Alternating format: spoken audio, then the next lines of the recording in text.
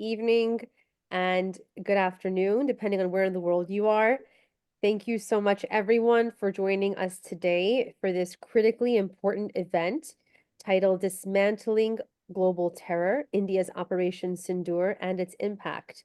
I'm Adelle Nazarian, Senior Fellow at the Gold Institute for International Strategy, Communications, and Legislative Director at HinduACT, and I'm really honored to host this very important discussion at really a pivotal moment at in the midst of the global fight against terrorism, which has never gone away, but of course it's unfortunately renewed again.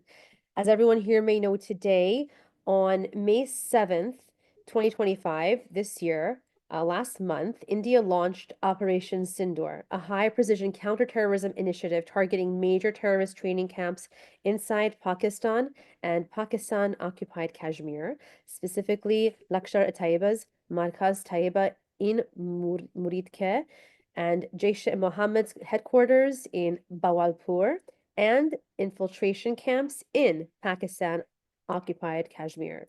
These strikes dismantled key terror infrastructure, severed logistical supply lines, and disrupted the global jihadist pipeline. One of the architects of this operation is with us today, retired Colonel R.K. Srivastava. And this mission really struck a blow to the same radical network that networks essentially that have enabled attacks like the San Bernardino shooting in 2015, in which you may recall the name Tashfeen Malik and her husband Saeed Rizwan Farouk murdered 14 people in California. At the time, I was a journalist at Breitbart News Network, and I was covering that extensively. I was there on the ground. I met with his professor. I met with people. I went to the vigil.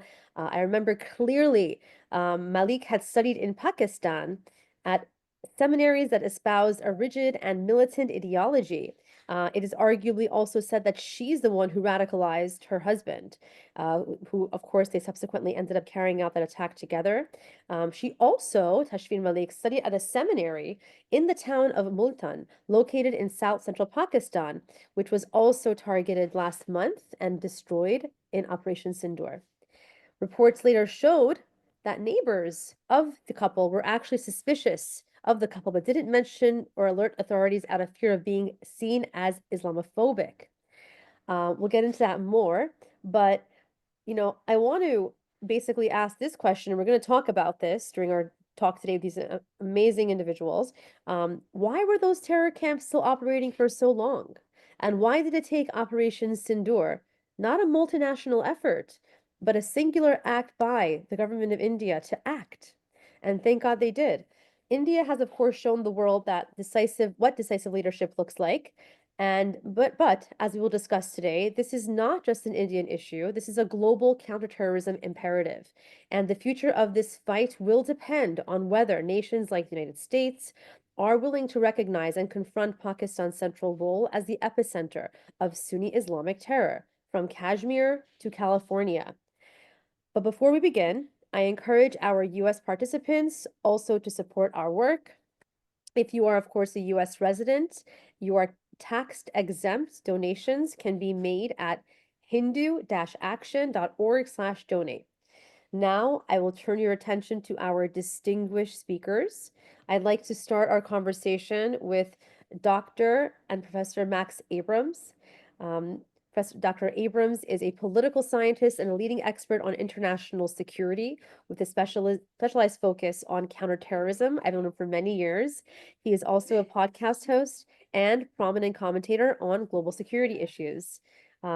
Max, I'd love to give you the floor now. If you could give the audience a little bit more of an introduction about you and have a few questions as well. Thank you for being with us. Great. Thanks for hosting this. I'll just hop in with the substance of what I wanted to say today, or did you want more sort of biographical background? Um, I do. would love both a brief biographical background, anything that I hadn't mentioned there. You mentioned a recent fellowship that you had, and also your Oh, thoughts on yeah. I mean, I basically wear two different hats. I mean, my main profession is as a professor at Northeastern, and I do research on international security issues, particularly related to terrorism and counterterrorism. And then, academe can be very far removed from reality and from the world of policy impact. And so I spend a lot of my time trying to inform the public about what's going on in terms of the international extremism landscape. And also, I try to be prescriptively useful by recommending policy responses, particularly for dealing with terrorist groups. And I do that in the media space, giving talks, advising government agencies, and the like. Amazing, amazing. I'd love to get your opening thoughts also about the topic at hand today. Sure. So let's step back. Some of this will be review, but on April 22nd, there was a mass casualty terrorist attack in Kashmir perpetrated by Pakistan sponsored terrorists. And these were Islamist extremists, absolutely no question about it. We know that because they took hostages and recite, they figured out ways to determine whether the people in their sites were Muslims or not. And if they weren't Muslims, then they were shot.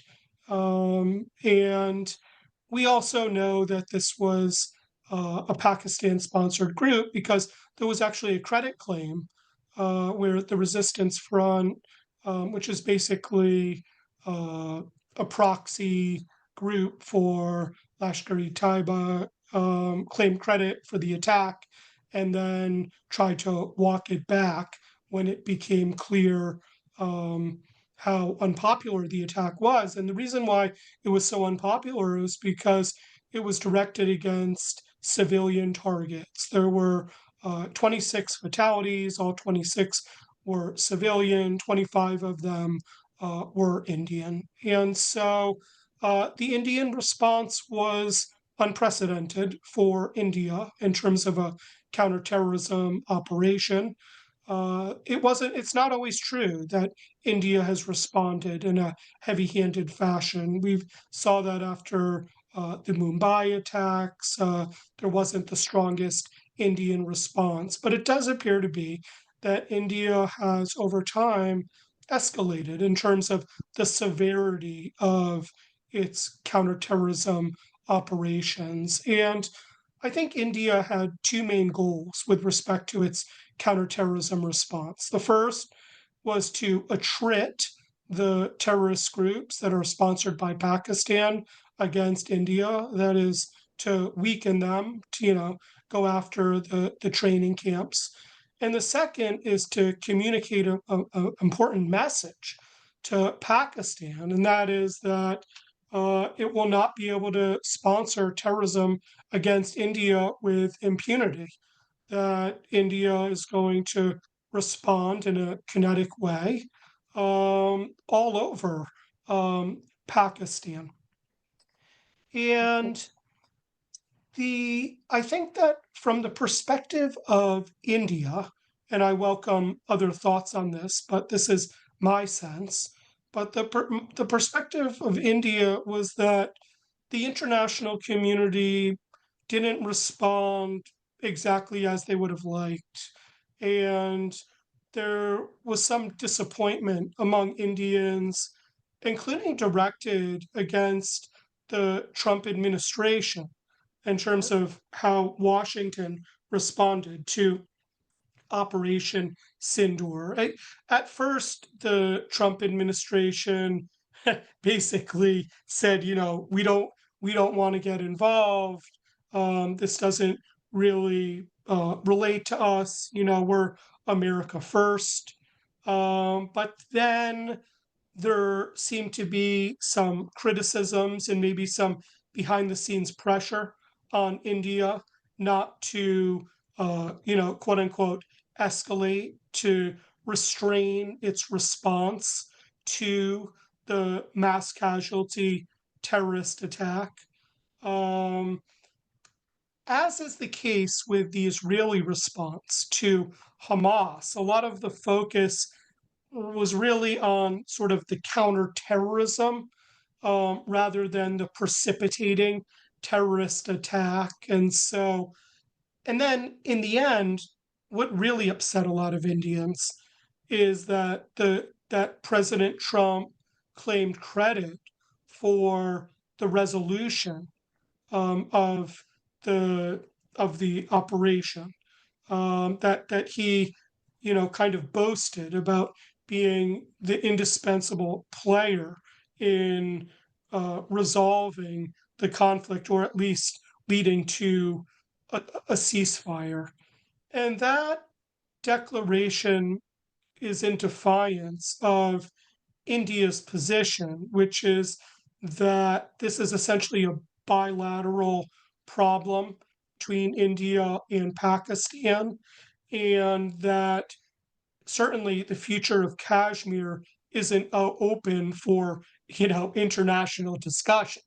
That it's India's, and that it doesn't appreciate um, being criticized or pressured to prematurely end a very necessary counterterrorism operation. And it's in that context, I think, that the Indian parliament dispatched to countries all over the world, including the United States, a parliamentary delegation Yes. in order to talk in the immediate aftermath of Operation Sindoor to try to better broadcast internationally India's position with respect to Pakistan sponsored terrorism. I had been following the news closely about this parliamentary delegation. And so when I got an email from the consulate, the Indian consulate in New York, seeing if I could meet with the the head of that delegation to the United States, Shashi Tharoor, I was really happy because I'm really interested in all of these issues: terrorism, Indian security. Absolutely. When I went to the meeting, I thought that it was going to be retrospective, if you will, kind of looking back at what happened to India on April 22nd and kind of a justification of India's response starting on May 7th in terms of Operation Sindoor. That's the way it was described in the media. So that's what I was expecting. But I actually learned in the meeting that the meeting was more important than that because I asked a question.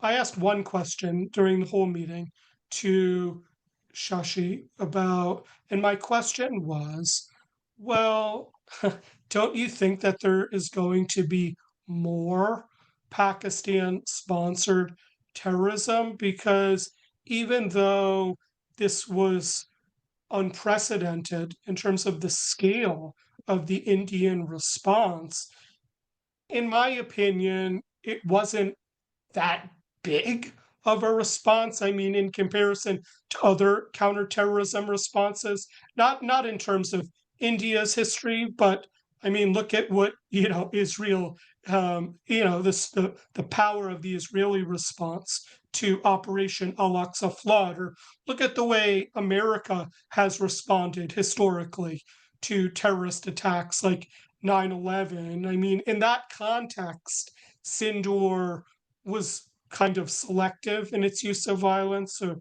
relatively modest. So I asked him, I mean, do you really think that the message has been clearly sent to Pakistan that it will be sufficiently punished for state sponsorship of terrorism? And he acknowledged that he does anticipate more Pakistan sponsored terrorism against India. Everybody does. Of course. And so, in my opinion, the real purpose of those parliamentary meetings was not just what was said in the media, which was to explain India's response that had already happened, but to gain international support for future Indian counterterrorism operations, which seemed to be inevitable. So for me, that was the most interesting takeaway that I had. I just want to add a couple quick points before moving on to the other speakers, and that is that Pakistan is a unique threat in the world. There is not another country that possesses like large numbers of nuclear weapons, or maybe even any nuclear weapons, that is also a very active state sponsor of terrorism. And although India doesn't like to say this so clearly, the reality is that because Pakistan has nuclear weapons, Mhm. it makes it extremely difficult for India to respond to Pakistan sponsored terrorism, because India always needs to be mindful that the stakes here are nuclear.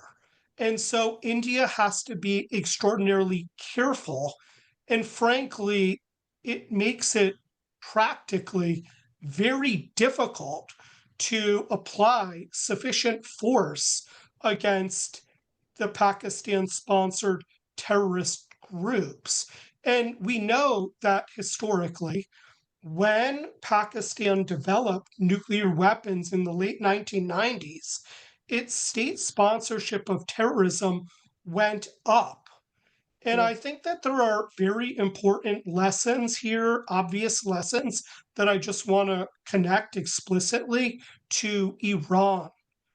We cannot allow Iran to develop nuclear weapons, because Iran most likely will do what Pakistan did, which is to increase its support for terrorism, and it would make it even harder or even more dangerous, let's say, to respond to Iran's terrorist proxies, because Iran can hide behind this nuclear shield. And the last point that I want to make is I want to make some criticisms of the so-called realist camp. Realism is a very important intellectual paradigm in international relations and appears to hold a lot of sway within the Trump administration. And the Trump administration doesn't seem particularly animated by the concerns that we have about the terrorism threat and Islamist terrorism. And I think one of the main reasons is because of the dominance of realism, where realists historically do not regard terrorism as an important threat. And realism also doesn't distinguish between the ideologies of different countries and groups around the world. Famously, it describes international actors as essentially billiard balls that are indistinguishable except in terms of their capability. And Remember that. I think that the conflict with Pakistan really highlights the folly of looking at the world in that fashion. Terrorism is a very serious threat, and not all ideologies are the same. We're not just dealing here with terrorism, we're dealing with Islamist terrorism. And it's important for panels like this to weigh in and to try to reach some of the realists in this administration who appreciate neither the severity of the terrorism threat nor the dangers posed by Islamist terrorism in particular. So I'll close with that. Thank you so much. Thank you so much. And I recall learning my political science classes and during my back in college about the same concept, and it just baffled my mind. And I'm so glad that you brought up that realism concept and how it really is so severely misleading. Um, Thank you for that. I just want to also update everyone before we go to the next speaker that, for those who are just joining or who aren't familiar, of course, this Operation Sindoor was in direct response to the Falgram massacre, the terrorist attack on April 22nd, which 5 heavily armed terrorists attacked the tourists in Baisaran Valley near Falgam, and they targeted primarily Hindu men. I believe over 26 of them were killed, murdered brutally by these radical Islamic terrorists. And it was literally the deadliest civilian massacre in India since 2008. I think that was the Bombay bombing. Yes, it was horrible. So, of course, India launched Operation Sindoor. And of course, this is an ongoing issue that we can talk about also. We talked about before. We will continue talking about it for as long as it exists, which is going to be for the foreseeable future. The targeting of Hindus in America as well. So that said, I would really like to go ahead and to turn over to our next speaker. Thank you so much, Dr. Abrams, for that. We're now going to hear an introduction from retired Lieutenant General V.K. Chaturvedi. Lieutenant Chaturvedi, if you could please. Uh, I- you want me to introduce myself, Yes, please. We'd love that. Adele? Yes, please. Well, no, I will introduce you actually. And we'll do I'm it. He no, translate. I'm Lieutenant V K Chaturvedi. I superannuated from the Indian Army in 2011. I was last. I'm an artillery officer. Last was my appointment was Director General Manpower Planning and Personal Services at the Army headquarters, and thereafter I've been also guest speakers in JNU, India International Center, or Delhi University, Indian Institute of Science. All these places I've been talking on various subjects related to international relations, national security. These are the things on which I do talk. Uh, Today it was great hearing Dr. Abrams, and I look forward to hearing Clifford, my colleague, Colonel Shivashtava.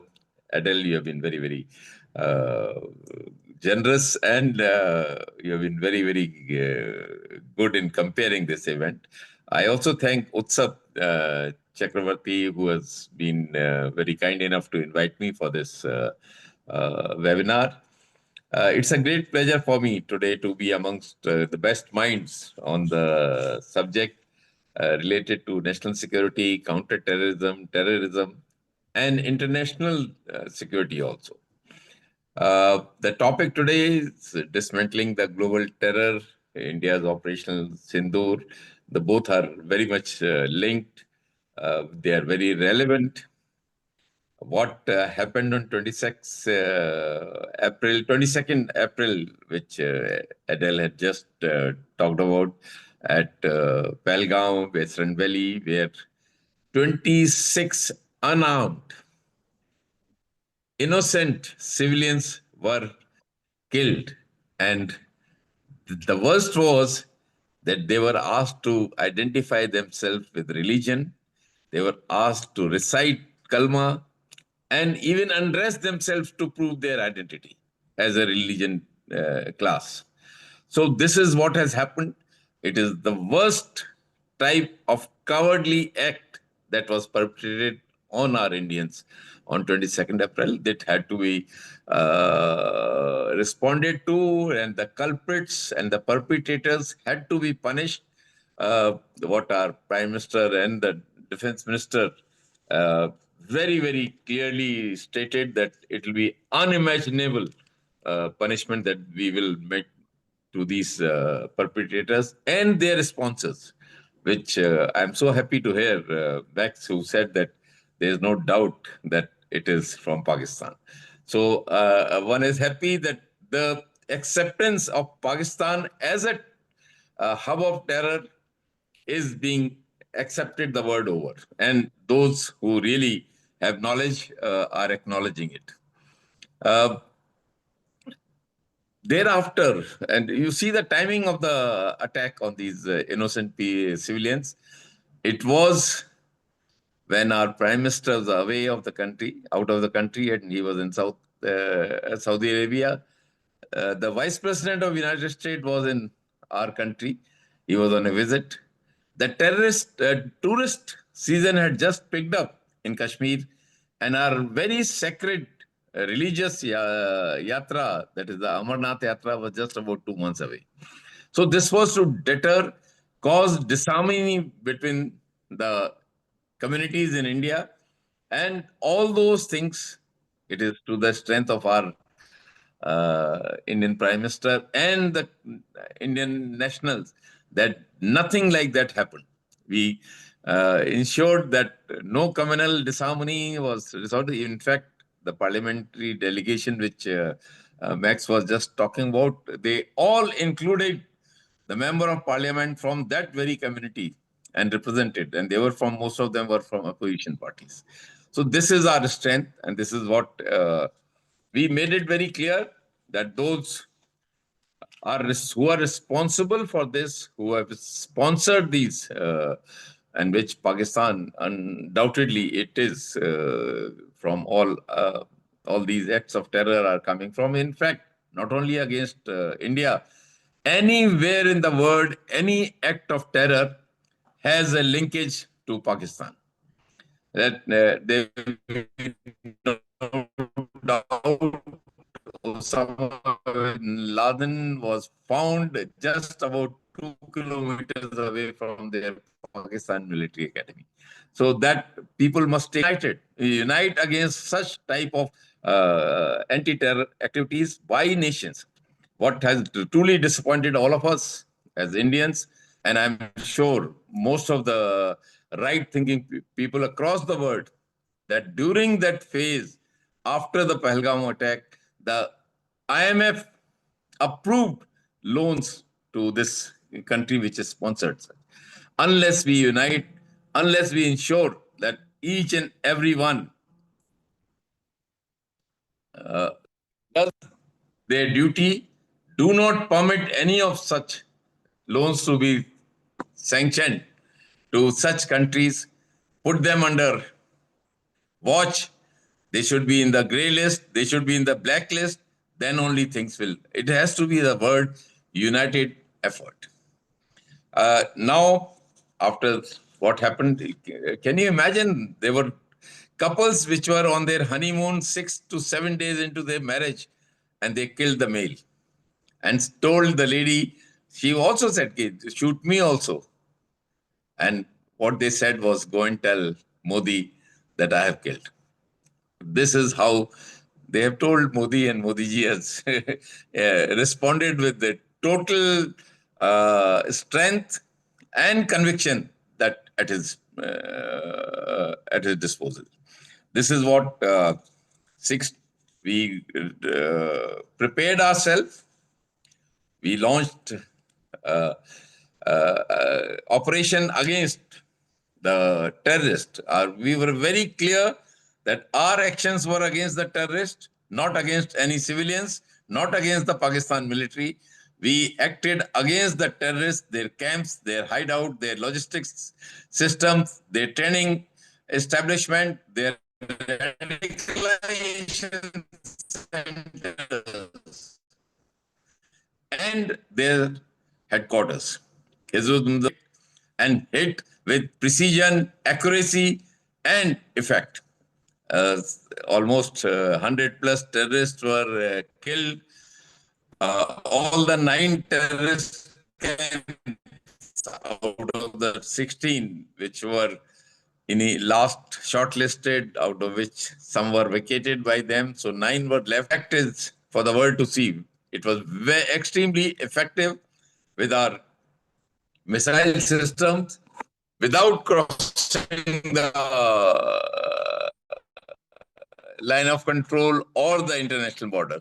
They, beyond visual range, ammunition and missiles were used.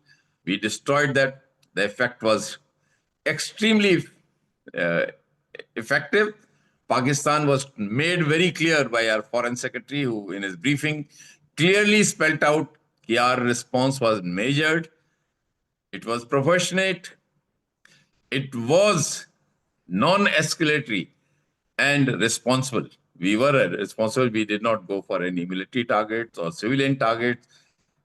We did not hit. We hit precisely only the terrorist camps, their training centers, their logistic support system, and their headquarters.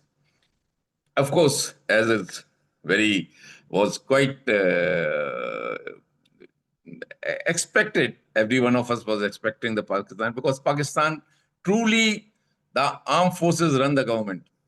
And the armed forces are a rogue army today. It's not a professional army. Any professional army would not indulge in the cowardly acts that they do. Of course, the response was there, and they responded on our civilian targets, on our temples, on our gurdwaras. This is what they responded, and then the escalation had to take place. We had to respond. We responded with alacrity, precision, and for effect. We again destroyed their air defense system, the radar system, and thereafter, when they again came for some military targets on 8th, 9th, the 9th, 10th night, it's all, the world knows it, how effective our operations against those 11 airfields, which included Noor Khan, Jacobabad, which included Pasrur, Sakur, Bahawalpur, Skardu. So all these, we made all these 11 airfields of Pakistan ineffective, and I'm sure it'll take some time for them to make it operational. It has been a very, very accurate. I think it is for any military man, it was a dream come true. The strategy, the deception, the precision, the weapon system that were used, the technology, indigenous weapon system, our Akash, our BrahMos, they played merry hell into the Pakistan. And the will to fight, it was hit against the will to fight of Pakistan Army.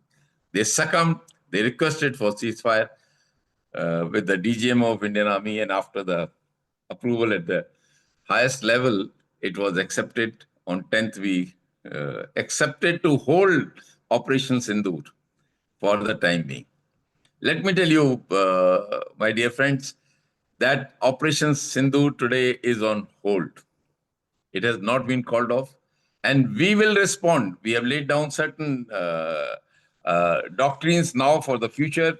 The Prime Minister has made it very, very clear that any act of terror will be considered as an act of war. Those who are sponsoring any act of terror will be linked to the sponsors also. That means if we get some terrorist action, which something like that, what happened at Pahalgam, it will be linked to Pakistan. There will be zero tolerance for terror, and we will not accept the nuclear blackmail. What Max was talking about, nuclear aspects of Pakistan, I beg to, in all humility, beg to differ. We are not going to accept it. We will go to any extent, let him. If Pakistan tries to even use one tactical nuclear weapons, that will be the end of Pakistan. So let it be very clear, and that is the reason why Pakistan will not use it. As far as for future, the timelines and the guidelines are extremely clear. No talks and terror, no trade and terror. There will be no blood and water. The Indus Water Treaty will be made more effective. We will not give water and get our people killed. These two things will not happen. This is Indus Water Treaty was signed when in goodwill, in harmony, as a gesture of friendship. But if you do not accept those goodwill, harmony, and the gesture of friendship, you don't deserve the water. These are things we are, apart from what Max was talking, we have not given adequate punishment. I think it is adequate. Apart from the military action, there are many more things which have happened. The IWT, Indus Water Treaty, is one. Diplomatic, what these delegations and others have done. and also technological. We have achieved a great superiority. The world will like to study. It will be a case study, this operation, how without crossing the international border or the line of actual contour, we have given the message, the strongest message to Pakistan, that any act of this type, we will not going to tolerate, and we will respond. Sindoor is culturally, traditionally, is the soul of India.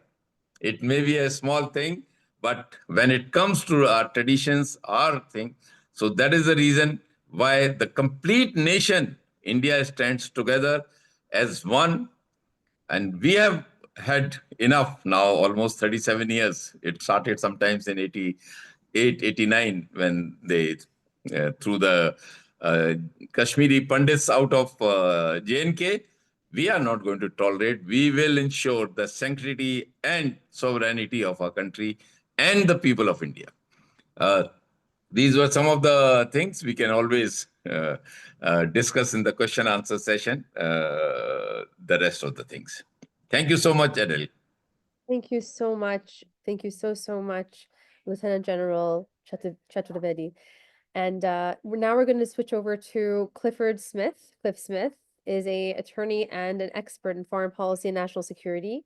He previously served as a Washington project director for Middle East Forum for over 8 years and is now working on much bigger things. And we're so pleased to have you with us today. Would love to let you make an introduction, Cliff, as well, please, some opening remarks and some background as well, if I missed anything. You're muted. Oh, Thank you there very much. I appreciate that. And I know you got all the big stuff. I'm a lawyer, a former congressional staffer, I'm a writer, a government affairs professional, and I've worked on issues related to terrorism, radical Islamist ideology, and national security related issues for a long time. And in particular, I did a fair amount of work on South Asia and South Asian Islamist groups and their friends and allies, and the propaganda networks and influence networks, in particular ones that were focused on the Kashmir conflict. So I'm going to take a little bit of a step back and sort of look at sort of the context of all this in terms of how this is perceived in the rest of the world. As others noted, there was an attack in Pahalgam in the Indian state of Jammu and Kashmir on April 22nd. It was the first major terrorist attack in the region since the Pulwama attack of February 14th, 2019, which of course was sort of the catalyst that led to the revocation of Article 370 of the Indian Constitution, which of course led to an explosion of interest in the topic of Kashmir since it fully incorporated Kashmir into the rest of India. And it also resulted in a massive uptick of pro-Pakistani propaganda and political activity in the US and around the world. But let me come back to that. For now, let me talk about something else. Let's discuss Operation Sindoor, India's response, which has already been discussed by several other of the panelists. And look, I'm no military expert. The Indian military officials here can explain the military aspects as much better than I can. So I can't really comment on that. But I have lived long enough to know a little bit about the difference between friends and enemies. One headline that really grabbed me in the aftermath of Operation Sindoor was that the Indian strike had killed a man named Abdul Rauf Azhar, a US designated terrorist, a leader in Jaish-e-Mohammed, a close associate of Khalid Sheikh Mohammed, the mastermind of 9/11, and perhaps most famously, he was involved with a 1999 hijacking that freed Ahmed Omar Saeed Sheikh, a British-born al-Qaeda member who had close ties to the Pakistani ISI and was most famous for murdering Daniel Pearl. The brutal on-screen murder, on-camera murder of Daniel Pearl, a Wall Street Journal reporter, that is, and a fellow American, was one of the ugliest crimes imaginable.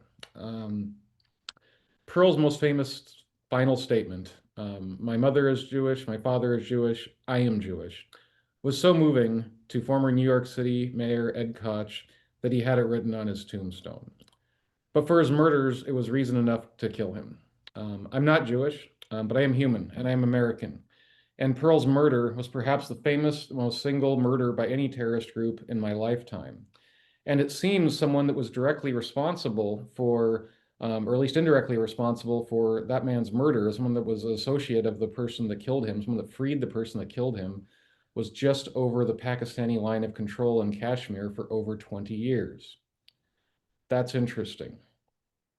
But for a second, let's put aside the complicity of Pakistan at minimum concerning the murders of Pahalgam for a purely selfish American point of view.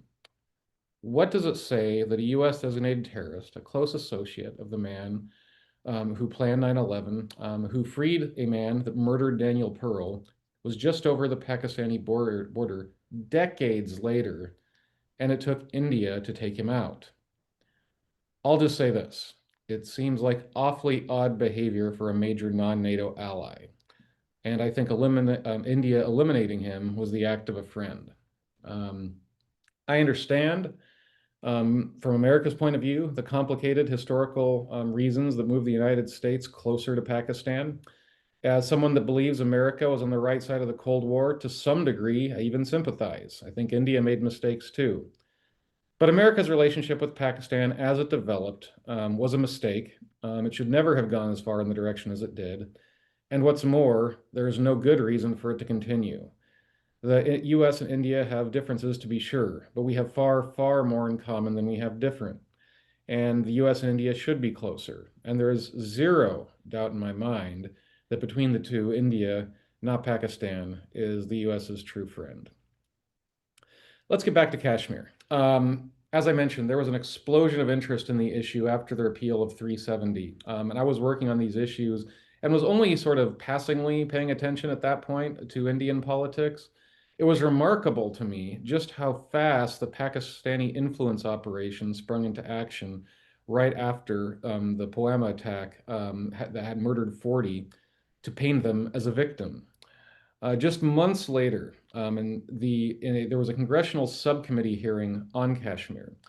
Representative Ilhan Omar, who was not even a member of the subcommittee, sought a special waiver to participate in the hearing and attacked Indian journalist and Kashmiri Pandit Arti Tiku.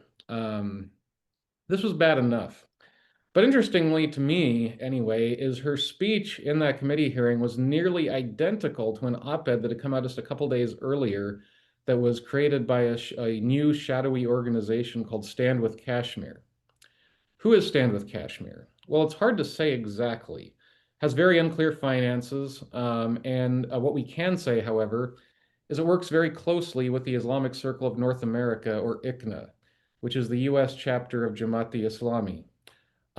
It had been holding protests with different groups, including the Council on American Islamic Relations, or CAIR, and itself a supporter of the Muslim Brotherhood and Hamas quite a bit right after the revocation. Stand with Kashmir was founded by Hafsa Kanjwali.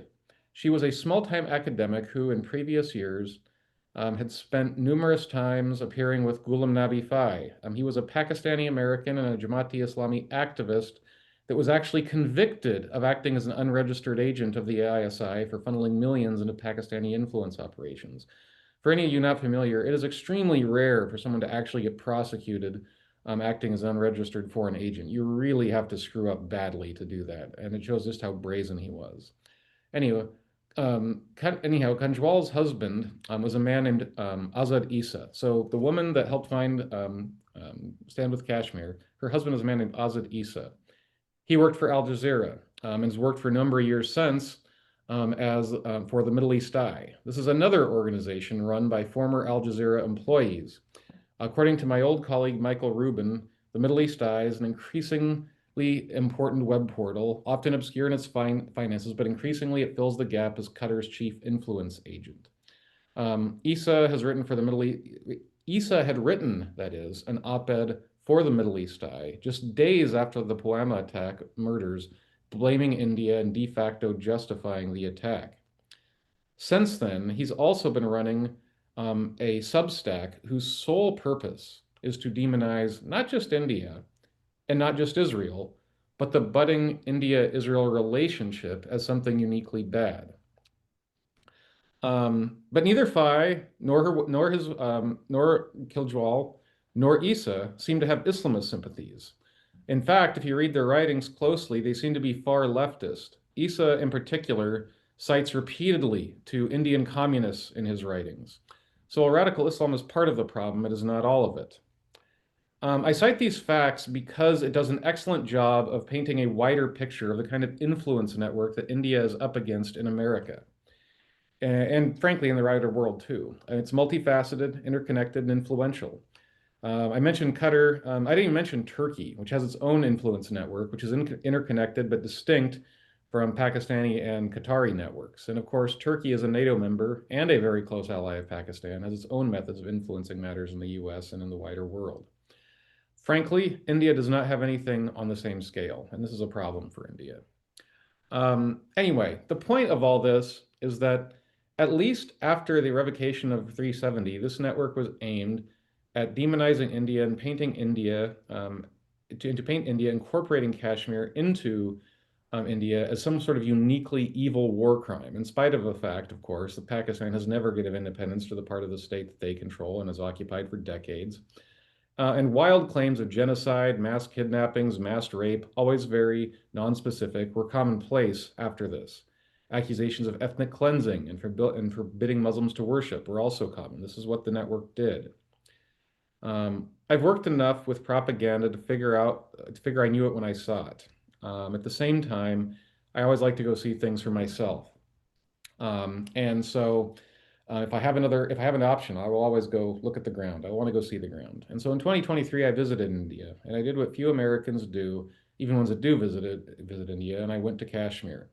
I'll tell you a little bit about what I saw and what I didn't see. I did not see any evidence of mass killing, let alone genocide. I did see a fair amount of security forces, but I also saw Muslim children engaging in horseplay in front of them without fear, seemingly without notice. I did not see any evidence of ethnic cleansing. I did meet, however, with a handful of Kashmiri Pandits who had moved back to the valley to be teachers and hopefully teach Muslim children and parents that Hindus were not their enemies.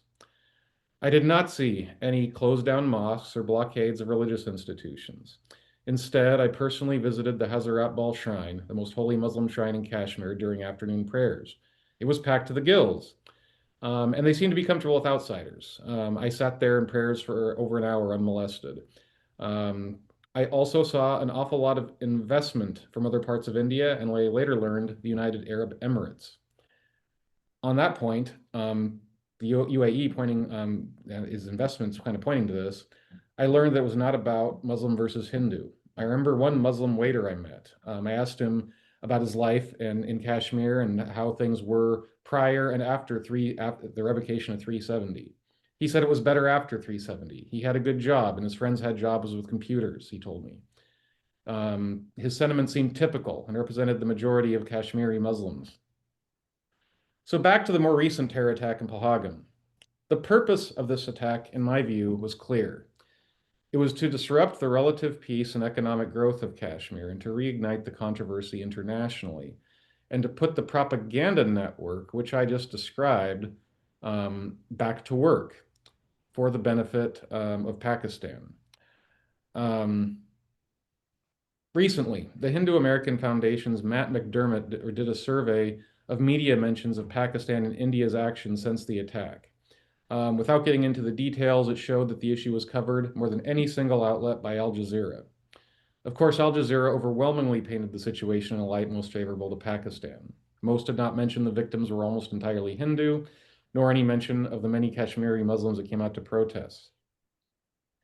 This is just one tiny example of the wider problem that India faces. The recommendation I have for the White House, for Congress, or for any other decision makers in the US is simply this. Whatever policy you make sure it's based in reality and not in the propaganda that will simply repeat this drama ad nauseum. And the reality is this. Pakistan is the aggressor and the destabilizing force in the region. India, for whatever problems it has, is not.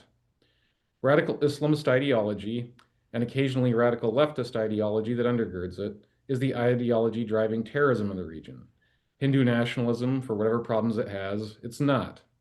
America's real ally in the region is India, not Pakistan.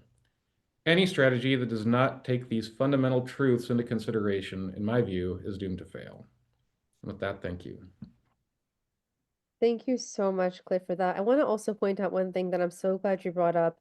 You asked, what does it tell you about a nation, i.e. Pakistan, that would harbor someone, Abdul Rauf Azhar, who was murdered, in fact, during the Pahalgam attack? Reminds me of Qatar that was harboring Yusuf al-Qaradawi, the Muslim Brotherhood leader who died in Qatar as well. Very interesting that you just made me think of that immediately. Before we get, thank you so much for that very in-depth and amazing introduction as well. I want to take a moment before we go to our next speaker, and just to ask everyone here, if you are a U.S. resident and like our work, please support us at hindu-action.org/donate. Really appreciate it. And I want to now go to our next distinguished speaker, and we are so pleased to have you here today, retired Colonel RK Srivastava. You are an instructor in information warfare at the Indian Army War College, and you are a recognized authority on border management, and you have extensive operational experience along the India-Myanmar border. We are so pleased to have you and honored to have you here with us today. Please, definitely, if you could also give us a introduction and to take the floor for, 10, 15 minutes, however long you need. We'd love to hear from you. Namaste. Today I'm honored because Lieutenant V K Chaturvedi, who is on our distinguished panel, he's the national president of 15 million veterans in India, including my president. So I have been given opportunity to share the platform with our national president, who has got more than 15 million veterans. I'm proud of it. I'm proud of it. Number one. Number two, let me introduce, I will give you 3 points only. Firstly, most of my time I will spend on the counter-terrorism, which revolve around the 3 things in India. That is, first is winning heart and mind. Our efforts has been always to win the heart and mind. And second thing, our Chief of Army Staff gave 10 points. That revolves around protecting the dignity of the people. And third is the intelligence-based operation. That was successful. That was the point 1 of my introduction. Point 2, I have been in the international arena. I was instructor in Indian Army training team at Lesotho, Kingdom of Lesotho in Southern Africa. There I imparted training on intelligence. Then I have been a secretary member of Indo-Myanmar bilateral border management team. And thirdly, I was instructor in information warfare, Army War College, which impart training to the selected colonels of the Indian Army or the various participants. And I also participate in multilateral number of international program which deals with the information warfare. And thirdly, I authored number of monographs on Pakistan, China, terrorism, intelligence, and which is a part of the professional library which they use it as and when they are required. Having said so, let me today's topic, Operation Sindoor, speaking to you from the land, from the Bharat itself. So I will actually divide into many parts. Firstly, I will give you the spiritual construct, how the terror factory of Pakistan is linked to it, right? Second, but I shall be dwelling at how the US benefits. And thirdly, how much damage we have done to the infrastructure, which is more on the cognitive domain than the infrastructure, what you see after the post-strike damage assessment. And fourthly, what special I have to say, which I will bring forward at the end, but I want to say it right now, that Operation Sindoor is the beginning of the end of the cohesiveness of Pakistan Army and the Pakistan. They are going to wither soon, that I will explain further. So let me say that what started the Operation Sindoor. Our general has spoke about the lady, our newlywed at the feet of his husband. The picture which emerged, it moved the largest democracy of the world. It moved the largest democracy of the world, and unitedly they said, in our language, we call it Yuddha Dehim, give us the war. India, by the way, we are never the aggressor. We are never the aggressor. But this time, in fact, we have a spiritual book called Gita. You may have heard of it. In that, the great warrior Arjuna, when he gets into the war and he threw his weapon, and that is where Lord Krishna comes and he says, no, you get up and do the war for the justice. For the justice, this particular war of Sindoor is for the justice for those innocent people who have suffered in the hand of the Pakistan since 90s. That is point 1. And the woman, the photograph, we did not speak a word. It moved the billions of this India, largest democracy of the world, because in India we worship the woman, and we have a word to say that Sakti Rupen Sansita Namastastai Namastastai Namastastai. We say that woman, you are the power. We bow before you. We do our bliss, our all gratitude to you. Because of you we exist, and that is the reason this Operation Sindoor was launched. Operation Sindoor was launched to meet the aspiration of 130 billion Indian people who are in the who are actually together, and they say Yuddham Dehi, give us the war, give us the war. Nilly-willy, in India, if you visit India, we have been grown up in an environment where we have a lot of god and goddesses, and everybody has a weapon. We have Mother God, Durga, we worship her, a woman form of the power who we worship.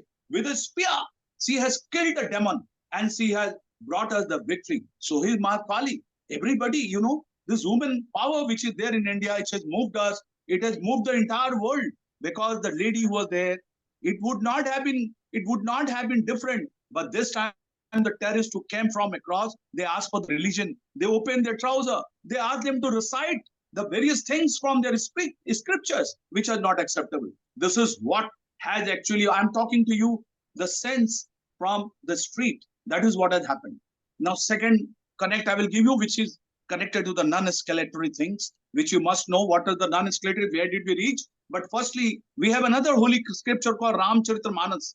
In fact, our Air Force Marshal, who told Bhaya bin hoi na pri, he said that without the fear, you will not get into the friendship. What has happened? That our Maryada Purushottam Ram, who is our deity, who is our God, he went for rescue of the woman from the Sri Lanka, and he was praying at the feet of the ocean, and he said, give me the way. And 3 days had happened, the ocean did not, he out of the, he said that, okay, I will teach you what I am, what is the power I hold. The first prayer and then the power.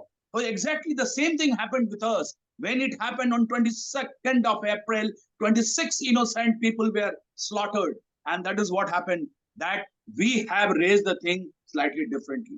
Now let's come about the terror factory which we talk about. Let's understand what type of infrastructure, what is the thing which is happening in Pakistan. Now, firstly, understand this, that Ziaul Haq, or for that matter, Pakistan Army, they were humiliated in 1971. And that is where they have actually had 3 prongs of things. Firstly, they made the terror factory in Pakistan with the Western world. Now you have heard the defense minister of Pakistan, that Khwaja Asif, he talks about in the Sky News on 24th of April, he said that for 3 decades, we were doing dirty works for the Western country. He accepted that in his country, in our soil, the terrorist activities were going on. But that's not the thing. Terror factory, like a raw factory, it has got a catchment area where the people are collected. And their catchment area were initially with us also, but that people have now understood because of the cast, because of the development, they no more go to the Pakistan. So Pakistan is also facing problem in fresh recruitment, number one. Then they are trained, various degree of trained. We, 2008, we had a Mumbai blast, and there has been Ajmal Kasab. He tells us about the various degree of training which they get. Then they have a whole area. Then they had a launch pad and the final mission with no ticket, return ticket. Those guys have been told that you go against the impossible, and they never come back dead. They never come back alive to the Pakistan, to their family members. What have been trained, what have been told to us, all lies and all, what I call it, propaganda, the black propaganda, right? Your net is full of those propaganda. You can have access at a time. What type of madrasa? There are 2 types of madrasa, Alia madrasa, Qawmi madrasa. And those guys who have been trained by the madrasa, they are not fit to become any job. They are not fit for any job in the society. Their job is only to create some type of problem, and they blame the government, and there is the pan-Islamism. That is what comes out from these madrasas. And they were funded by many countries. I don't want to name them, but you understand what type of country they are fanning this madrasa, patronizing this madrasa, right? So this was one point. That is what Ziaul Haq created, a terror factory which existed till today, right? And second strategy was this nuclear blackmail of the world. They say that we will go nuclear. After 1999, the Kargil war, there has been a number of incidents. Our parliament was attacked. Our defense installation were attacked. Our security forces were attacked. And finally, on 25th, what you are saying, Mumbai was attacked. The economic center was attacked. And every time when Indian Army or Indian Defense Forces went to the border, we were advised Be cautious. You are fighting against a nuclear power which has not accepted and not dealt with any convention of, and they say, no, no, we are beyond that. Only there are 6 of the nuclear power plants which are there, which will produce 3,500 megawatt. That is only under IE. Rest of the things are hidden, obscure, not it. So it was a rogue state. What our general was saying is absolutely correct, right? And third thing was, they have a strategy, Pakistan army. And the Pakistan army strategy is not to fight, not to take the battle to the heartland, that is the Punjab or Sindh. That's why in 1971, you read the Hamdur Rahman Commission report, which was released by the General Parvez Musharraf in 2020. It talks about one thing, that defense of the West Pakistan lies in the war or a fighting capability of Western Pakistan, right? So they don't want to fight. This time on Sangrila dialogue, when you heard General Samsad Mirza, he talks about the same thing. This time India was expected to confine themselves to the line of control, but they crossed the international border. That's the resolve. Yuddha Dehim, give us the war, and into the war with the resolve, right? We say Yuddha Kritaya Nishchaya. Our scripture are full of this. They say that when you get into the war, go with the resolve to destroy. And this time, when Indian Defense Forces crossed 100 kilometers, the Bhawalpur, the Jaish-e-Mohammed, the world was surprised, the Pakistan was surprised. That's the thing which we are talking about today, right? So these are terror factory by the Pakistan. There is a nuclear bogie by the Pakistan. There is that not to touch their heartland has been done. All the myths shattered. All the myths shattered by the defense forces, our planners and all these things. And by the way, Indian government has got a big heart and they stayed for 14 days. In our Indian scripture, when somebody died, when he's burned, 14 days we have the morning, exactly on 14 days, on 7th of the morning, they were strike at 9 places and every bird is hit. That is what we want to say that. Number 2 point. Now let's come to the non-escalatory matrix. There are a number of scientists who are there, number of strategists who have defined this. What is the escalation matrix is there? I feel there was 7 of them. 7 stages are there. The first, and everywhere we have a lesson for that. Firstly, it was the first step of the diplomatic sanction which were given, and we were told that we were not granting visa. All the people who are on the visa, they must go back. You know what did we find? We find that mothers, Pakistani mothers, they come and deliver their babies here so that they can have the Indian citizenship. Number is amazing. I don't want to disclose it here. It is the one thing. Second, in the month of April, in one of the Indian city called Kolkata, the great city, oldest city, the Kolkata, they arrested a guy called Azad. And from him, what they got it? They got it, the passport syndicate. He's a Pakistani man. Under the Bangladeshi guys, he was somehow manufacturing the Indian passport and giving it to the man from the Pakistan and Bangladesh because they said that this is the passport which has got a strength, we want to get a job. So underlying fact in the Pakistan as well as in Bangladesh is that Indian passport, Indian name is too big for them to handle, right? This is what has happened in the first escalatory thing. We found it from when the diplomatic thing went by. Second was your economic sanction, which included a water war. We read throughout our life. We when we read in our military institutes, water war, we thought it is all talk. Nothing will happen. This is the first time they implemented. And the parliament was in session. The Pakistani Senate, please hear what they're talking about. The MPs, the member of senators, what they call it, they start crying, right? The ministers, everybody say that Modi ji is not my cousin, sister or brother that they will spare. Even the rumor is, I am not sure because we are not here to create the rumor that Pakistan, Field Marshal Munir Khan, he has dispatched his wife and family to the London. Incidentally, whatever money they get, whatever they get from IMF and Asian Development Bank or any other, it doesn't go to the welfare of the Pakistani people. It goes to, they're all politicians and the generals who has got a houses in Dubai or London or anybody, France or anybody. You can name anyone, any army chief, they have done. And there, the FWO, that is what Ayesha Siddiqui wrote about it, military incorporation in Pakistan. It's a very big business. They own the nation. So that was the second stage. We did it very carefully. We did it nicely. And third was your demonstration of power. In that demonstration of power, it was a great deception. When the Indian Navy was actually firing the test missile, it also the 7th was the day when we were supposed to conduct the mock drill for the war. It was, everybody was expecting what will happen on the mock drill. On 7th morning, they went in. So the demonstration of power was very effective. Our exercises went on. The infantry, the ground sources or the air force and Navy, everybody went in. But Nobody thought, because every time India was told that please go back, you are fighting against the nuclear, that bogie had been smashed to the world. And what happened in Sargodha, what happened in the Noor Khan, it's a fact. Nobody can deny it today. Their bogie is over. And that's why they're crying with a begging ball. This was your third stage. Fourth stage is the selective targeting. That first day, I must salute my pilots and the scientists who have given us so much a beautiful thing to integrate and fire the missiles, right? And incidentally, the Pakistan being an aggressor, if you knew the name of those aggression, the missile what they have kept it, Ghaznavi, Babur, right? Who are these guys? They are the Muslim invaders in India. And whereas India has kept all the name of the missile on the nature. You see Prithvi, Agni, Akash. We have never asked, don't have any rancor against, or we don't have any malice towards Pakistan, right? But look at their standing, look at their mindset when they name their missile, that the main missiles names are also here. So that was the final, that was our A, and beyond that was an all-out war. Our army did not get mobilized to went to the border. It was all media. And fifth is the nuclear, and then the post of the nuclear. The three last steps were not taken. And why it was not taken? There has been a confusion with regard to three things. Surrender, then second is your ceasefire, and third is the suspension of operations. In India, we have a term called suspension of operations. What is suspension operations? Because some peculiar regions, what happened is the military operations are halted. In the Western nation, what happened in the when you do for the Christmas tree, or say for example any of their Islamic thing relation, they said okay, we suspend this operation for a few days. This suspension operation, there is no ceasefire. Ceasefire is between two opposite and equal forces. It is not so. And surrender, we have accepted 93. Surrender in 1970, right? That's the humiliation which they are facing.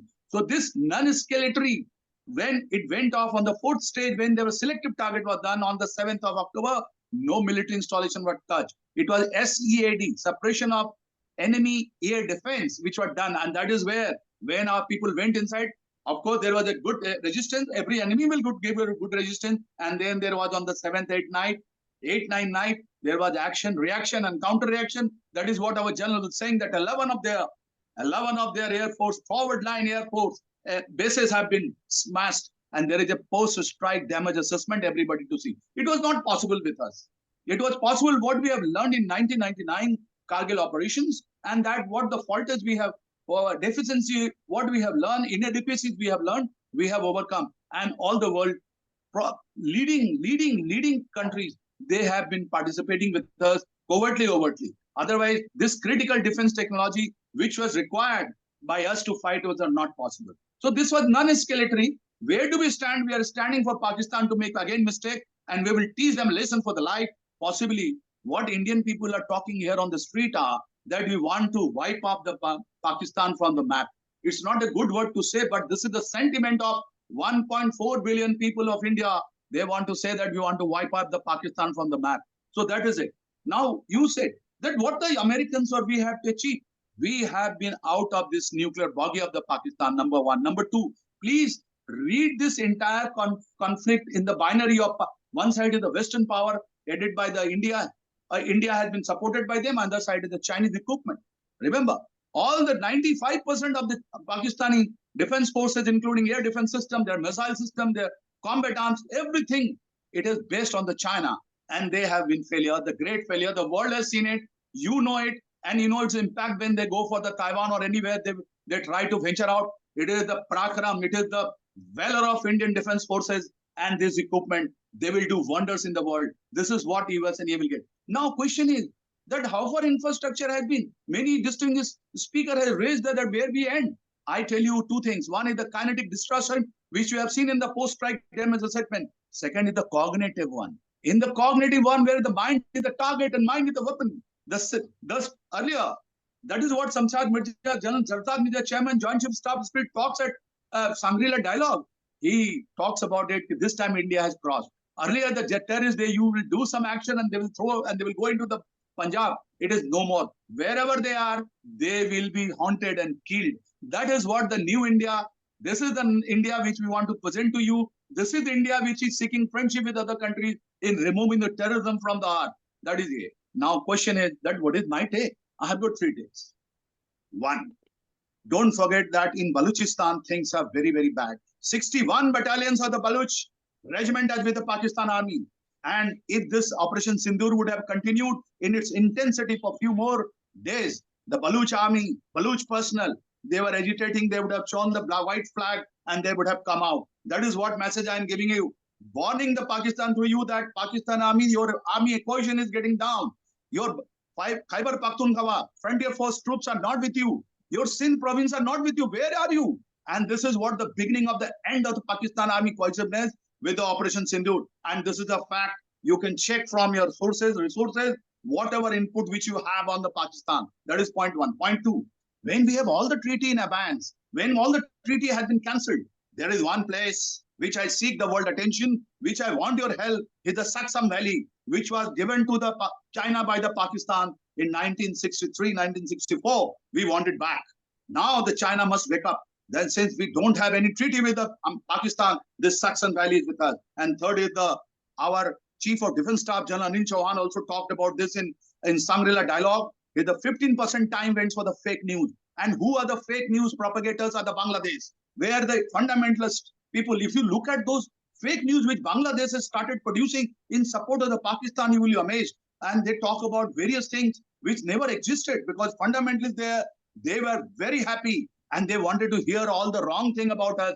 Whereas Indian Army and Defense Forces, whether it is Air Force, Navy, our scientists who have done, they have proved to the world that you give us that technology and we will give you what task you give us, an objective. Because the objective what our General Chaturvedi has already said, that only thing if you want to have a talk with us, only two aspects. One, Pak-occupied Kashmir. Secondly, America has given us Tabassur Rana, which is the captain of the Pakistani. He has been implicated in 2008. He has told us so many things. He talks about the ISI involvement. We want those officers. We want those people for the judicial process in India. You have to comply with it. And that is what the end state what we are reaching today. Thank you. Thank you so much, Colonel Shivashtava. Thank you so much. I want to just point out one thing quickly before we go to the audience Q&A. You mentioned that there's fake news is an issue everywhere, but you mentioned that the fake news coming out of Bangladesh right now, this is after, if I'm not mistaken, after Prime Minister Sheikh Hasina was ousted, right? It's been after her, right? Not when she was still in power, would you say? Yeah, that's correct. Okay, thank you. Yeah, that's a whole different topic that we've actually spoken about, but that we will deserve its own conversation, to be frank with you, all on its own. And a lot of digging. I'm sure everyone here would love to also weigh in on that. We'll definitely let you know if we have a conversation about that in the future. I wanted to just go back to our amazing panelists here. This has been a fantastic panel discussion so far. The audience has a few questions for you. I wanted to ask first, Professor Abrams, what do you believe would be needed to convince the bipartisan establishment that any perceived geostrategic benefit of keeping Pakistan limping along at American taxpayer expenses is bound to harm American national security in the long run? So I guess what do you need to convince basically the bipartisan establishment that we shouldn't be funding Pakistan? It's going to be to the detriment of the American taxpayer and their national security. Well, I thought the panelists were really great today. I agree with Clifford Smith's comments that the United States needs to be really clear that India is our ally in this fight with Pakistan. And we need to make that unambiguously clear. Unfortunately, I think that this administration, and I should say I did vote for Trump, but that doesn't mean that I support everything out of this administration unequivocally. But I do think that there are a lot of ideologues in the administration, especially in the Pentagon, but also in the intelligence areas. And this is definitely true if you look at their hiring in terms of the networks that they use to staff the critical positions. and they are, these so-called realists. And realism does have a lot to offer. On some issues, I myself overlap perfectly with the realists. The Ukraine war is one. I'm not a big nation building guy or democracy promotion person. But one of the real sort of blind spots in realism is that it simply doesn't take seriously terrorism. And it likes to focus instead on what it calls great power competition. But I think that this is a false dichotomy. And we saw that in the recent flare up between India and Pakistan, because that was precipitated by a terrorist attack, which could have ended up, luckily it didn't, but it could have ended up in a nuclear war. So you cannot detach the terrorism threat from, great power competition. I also think that because of realism, there's a um, tendency for the United States to pull back and say that these are just regional issues, it's America first, we don't want to get involved. And again, there's also a tendency not to condemn particular ideologies because ideology doesn't matter in realism. And I would encourage the United States to look at things in a very different fashion by understanding that terrorism is a major threat. It is connected to great power competition. The United States doesn't want to get bogged down in any more sort of never ending forever wars like we saw in Afghanistan and Iraq. But sometimes more engagement can actually reduce the US long term exposure. And finally, we do need to put on our moral lenses and understand that in a fight between India defending itself against Pakistan sponsored Islamist terrorists, we shouldn't be balanced.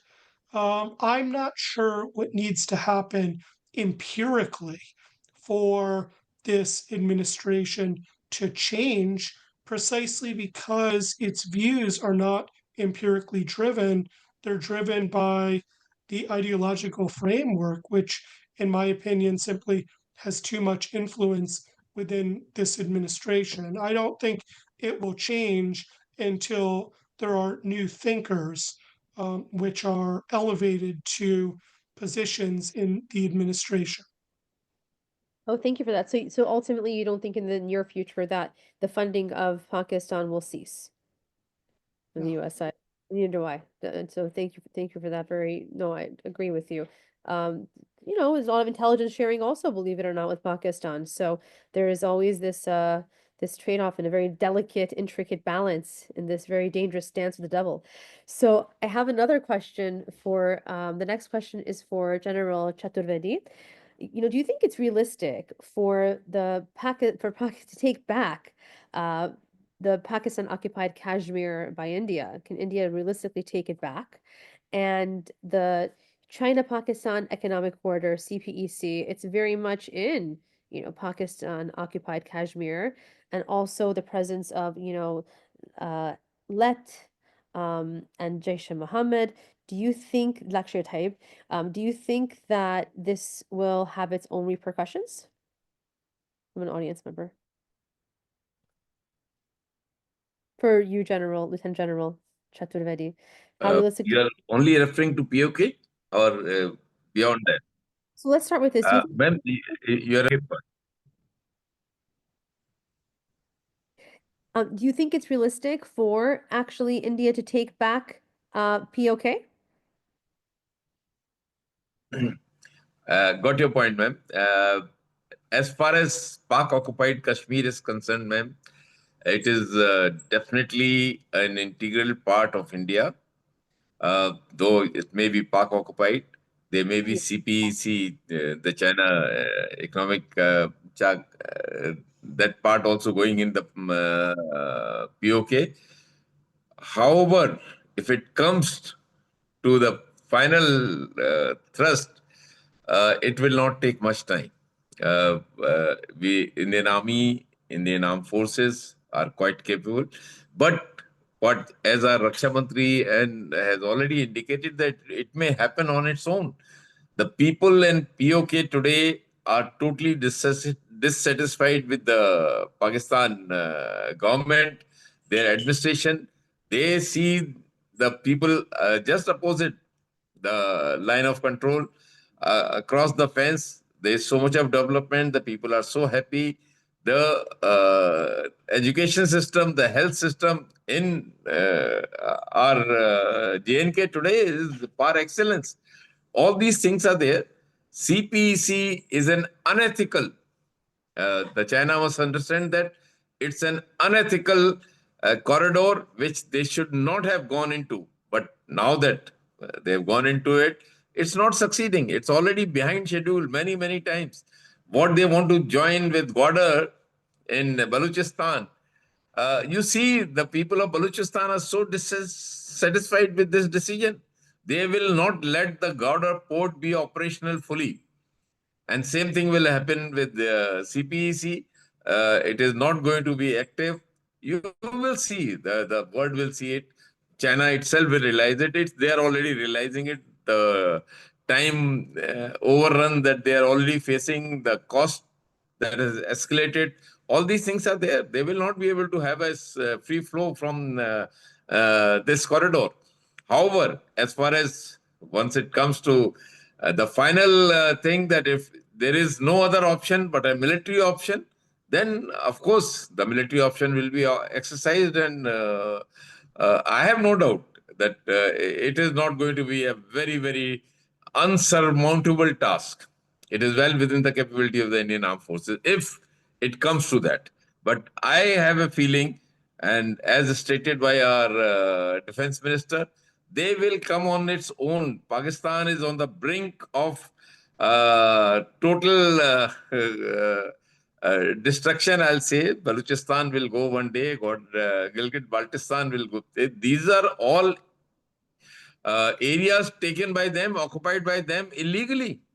Balochistan was a separate state. So was Gilgit-Baltistan. One Captain Brown, who was the administrator there, he just decides to give it to Pakistan. All these things can't happen like this. The people of Gilgit-Baltistan want to be with India.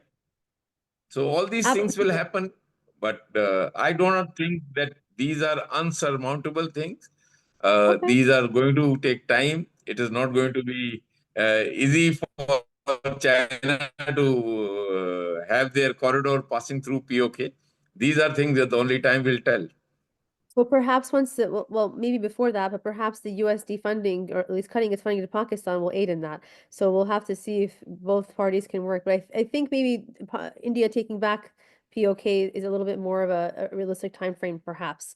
I just wanted to thank you so much for that. I wanted to just pause for a second and again ask the audience that for US residents, that is, tax exempted donations, please do go ahead and support our work. If you support it, if you like what you're hearing here today and what you're seeing here today, your donations do help us continue and to grow and expand. Please do make sure you visit hindu-action.org/donate, and we welcome any contribution you can give. I would like to now also redirect the next question from the audience to Cliff. Cliff, you know this very well. You heard the organizations. Why are organizations that stand with, Kashmir, like CARE, Stand with Kashmir, CARE, IAMC, Al Jazeera, why are they allowed to operate freely and openly in the US? And who funds them to spread so much propaganda? Oh, I'm gonna unmute you here. Some of them, I mean, I think that there's sort of two issues here. Who funds them is an interesting question. I mean, clearly, they're, they have many donors in America, and they have some supporters in America for a variety of reasons. Some believe in their mission, some are naive, some, there are any number of reasons. I do think at the end of the day, that is, I mean, America believes in free speech, and I think that's basically a good thing. I think that the issue when it comes to foreign funding or foreign influence operations is different, and I do think that at times in different groups has played into it. And I think the real issue there is non-disclosure. I mean, most of the stuff, it is against the law to accept foreign funding for foreign influence operations if it truly is based on that. Far too often it's not called out and not noticed. That's the wider problem. At the end of the day, however, I think the real problem isn't so much that these groups are allowed to exist. It's that, frankly, and this is, I'm not blaming anybody in particular, but India just does not have their own operation on the same scale. The best way to combat a lie is with the truth. And I think that have India and India supporters and friends of India in America and sympathizers with their wider cause, um, you know, invested in the same level, frankly, that some of India's enemies did, you'd have a much better situation. And I think that that really is something that I know HinduACTion is trying to do, and I think is doing a pretty good job. It just needs to be done more, it needs to be done more aggressively. More people need to get involved in organizations like it. And so do a lot of India's friends and supporters in different parts of America. Thank you so much. We're going to have to wrap up here, but I just want to give one question to the audience here, if I may. For everyone to answer this, just we can give a quick response. If India is doing the right thing, has done the right thing with Operation Sindoor, right, which we all think could have, thank God it happened. Thank you for what India has done. Could have been sooner, right? Why is India then having to defend itself globally if it did the right thing? Love everyone's take on that.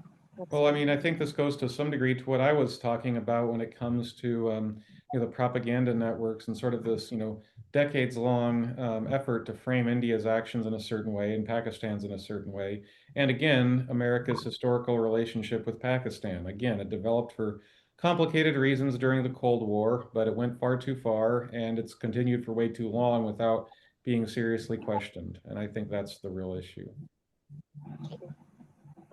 Professor Abrams, anyone else want to also add to that? Is that there's this annoying paradox that we see all the time where there's a terrorist attack and the target country views it one way. Of course, they're absolutely appalled and they're, intent on responding in a way to defend its citizenry. And there's this disconnect with the so called international community, where onlookers from other countries don't think that the terrorism was necessarily so bad or even a bad thing. They might have sympathies with the terrorist perpetrators, and then they're unsympathetic with the counter-terrorists for defending their citizens. And I think that this is very unfortunate. I think that terrorism is always bad, especially when we restrict the definition to the targeting of civilians.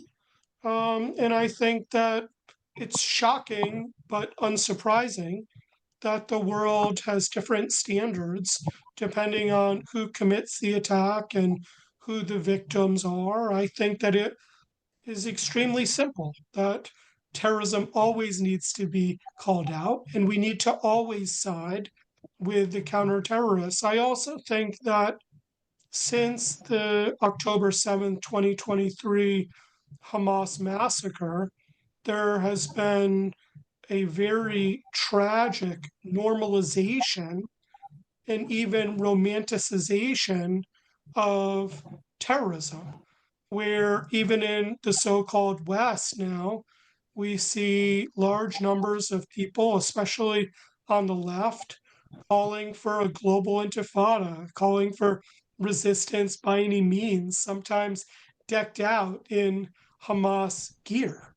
And so over the past couple years, we've actually moved backwards in terms of uniformly condemning terrorism as bad. I think that we need to work on this with respect to India when they're victims and also when Israelis are victims.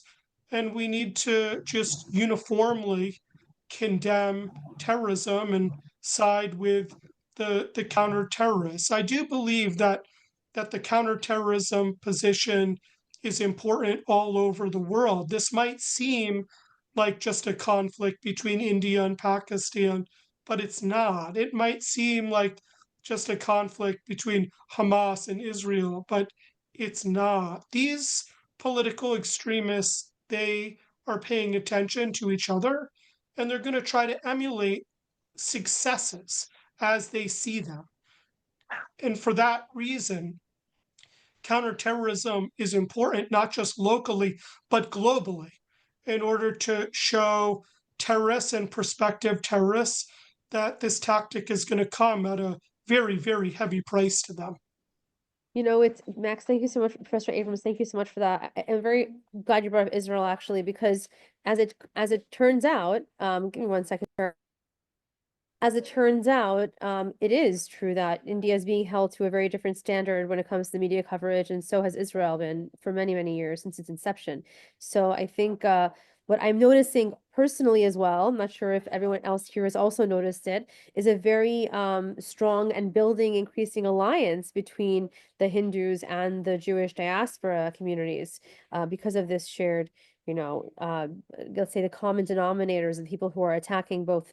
I wanted to just thank everyone so much today for joining us for this excellent, excellent panel discussion. Truly honored to be here with everyone today. Thank you for your service. Thank you in securing our nations and securing the world, in educating the people and speaking up for the truth. It's often a very lonely existence, but it's something that has to be done. It is the Dharma, if we want to speak of that. And I just want to also say regarding Operation Sindoor, someone had asked why Operation Sindoor was named as such. I think that your reference to the Bhagavad Gita and the Dharmic duty, not only was the woman who widowed, a widow woman who women wear the Sindoor, right, as a symbol of devotion to their husbands, but also because of largely the Dharmic duty of carrying out what is righteous and what is done in the name of what is deemed holy. So in a different context than what jihad refers to, of course. But I just want to say that this is really too short of a time to discuss everything that we want to, but this won't be the last time we have this discussion. And I look forward to welcoming everyone here for future panel discussions. And once again, if anyone would like to do so, please, for US residents only, if you are so inclined to do so, please do donate to hindu-action.org/donate. And I again thank you for being here with us today, and we'll look forward to seeing you soon. Thank you. Thanks a lot. Thank you very much.